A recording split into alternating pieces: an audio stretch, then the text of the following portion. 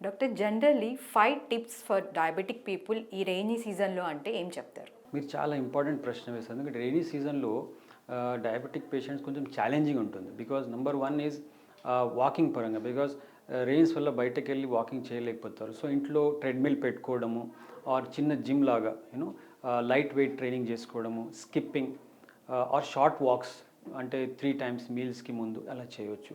అలాగే బయట ఫుడ్‌ని అవాయిడ్ చేయడం చాలా చాలా అవసరం. Because we have so many new viruses now.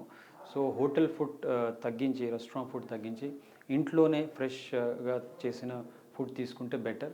అలాగే food care is very very important. Because rainy సీజన్‌లో food related complications, fungal infections, తర్వాత అల్సర్స్ ఇటువంటివి ఎక్కువ రావడంకి ఆస్కారం ఉంది.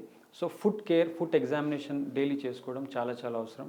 అలాగే ఎందుకంటే రెయినీ సీజన్‌లో వాటర్ ఇంటేక్ సమ్‌టైమ్స్ చాలా తగ్గిపోతుంది.